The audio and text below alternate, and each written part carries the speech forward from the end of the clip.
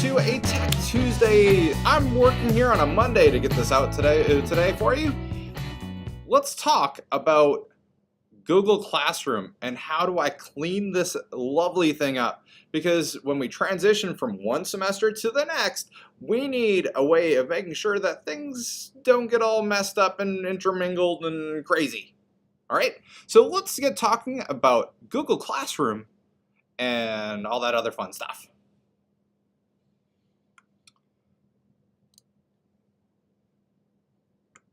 All right, so Google Classroom, it's a great tool, but sometimes when we transition from new classes one to the next, we need a way of making sure everything's all good.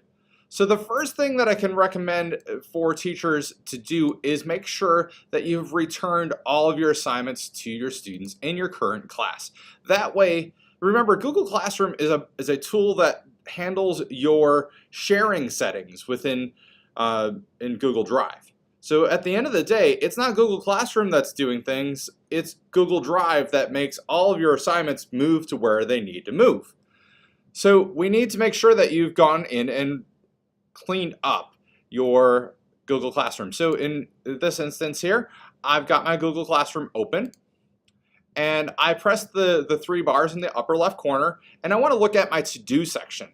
This shows me everything that's going on, and I can sort my classes here by which particular class I'm looking at. So I can look at this particular one here, and it says I have 1 done, 1 returned, and 0 not done on that assignment. So what I want to do is click into that section here and make sure that this section here, this one here on the right, has been returned. The one on the left is done and done late. So what I could do here, after I've graded it, checked it, blah, blah, blah, if that's necessary, I check that particular one and I hit return. And then I want to return it. So that way, the ownership of that assignment goes from your drive back to the student. I can't say that enough. It goes from, because when they turned that assignment in, it went into your drive. You were the owner. So if you just remove them from your class and don't return the assignment, they no longer have access to the work that they've already created. So you need to return that work to your student. All right, so return assignments, it's important to get done. So there's just my notes on that lovely thing. Now, when you're getting ready to set up your classroom for second semester or next year or whatever, you need to think about what strategy you want to use. You can unenroll students from your class. That is a great item when you want to recycle a lot of the information that you want to use from course to course. So in this case, old students no longer have access to the course content. So as soon as you unenroll them, any links that you had sent to them are now gone. So they can't get back access to them. If you still want them to have access to it, then you don't have to unenroll. Just set up a new classroom. You can still go through and add in more things to that assignment. So you can unenroll students in this manner. You go to the Students tab in your classroom. You hit the, so let's just look at that particular class. If I click on the Students tab, I hit this little check mark here. I hit the Actions button and remove. Students are all gone. That's all I have to really do. It'll probably give you a warning message and the way things are happening. You can also archive that old course after you've removed your students. So when you're back in classroom here, hit the 3 lines. Sorry, you go to your classes first, and you hit the three dots and you archive the course. What's that basically doing? It's basically telling Google Drive that that is no longer a class that's in function, but I can archive it. That way I can reuse posts for future classes. All right, so if I archive that class, it'll give me that little message. If you accidentally archive the wrong class, you can bring it back. So you hit the 3 dots, the 3 lines, you go down to your archive classes, And these are the ones that are currently archived. I hit the 3 dots here again, and I hit restore, and I fixed my problem. So now there's my restored class. All right, so I can archive classes, I can restore from archive, and when I'm ready to make a new course, you did this once before, you made a class already. Remember, you hit the plus button, create class, and put in your information. You can also add assignments from archive courses. So in that archive course, you just select reuse post, and then you can select the class that you had the post in, select the assignment, check the button there if you want it to recreate work for the attachments. So let's say you digitally photocopied Google Docs in that particular post. You want to check that button, and then you want to reuse the post.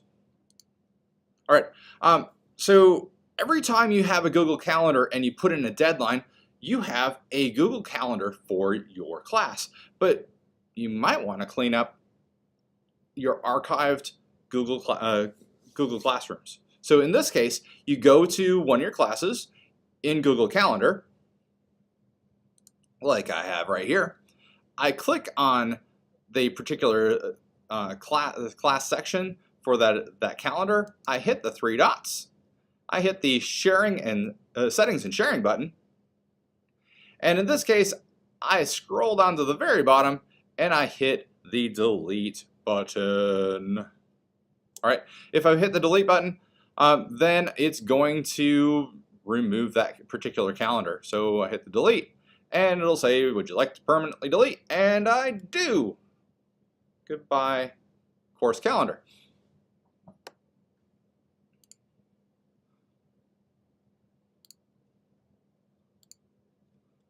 Okay, the other things that we want to talk about is cleaning up your Google Drive. So here's my Google Drive that's in my classroom folder. It shows all of the classes that I currently am in and some more, the ones that are archived as well. So how do I sort these things out and move them around and clean them up? Well, one thing you can do is you can start by making a new folder within the classroom folder. And we can just call this archive. This will not mess up any sharing settings in this procedure. It's just kind of sorting things out. So we could move classes that have ended into your archive folder. All right. We can verify which ones are which by pressing the list view. All right. It'll tell you, if you click on the last modified at the top of the screen, to sort this area, your classroom folder, by last modified. So in here, it's going to now show you your latest stuff at the very top. Then you can go back into these folders and actually clean. You could do this in 2 ways. One, you could mark them. The other would be that you could just change their color. So in this case, I could go back down to some of these other assignments and classes and stuff like that. I could click on these lovely things and I could right click. So I could select the folders and I could change the colors of those folders, and I could make them red if I think these are ones that are things that I want to archive. All right. That way I can kind of see exactly what's happening. The other thing that I could do is take these folders and I can move them into my archive folder. Again, it's not going to break anything if I do that. So if you've gotten through all those steps, you've got a pretty clean Google Classroom. You've gone through and you've removed students, you've returned assignments, not necessarily in that order. Remember, return them first. And you've set up new classrooms, you're able to bring posts back from archive courses. You've been able to do it all. If you've got questions, feel free to send me an email, send me a chat message, and I'm happy to try to help you out with them.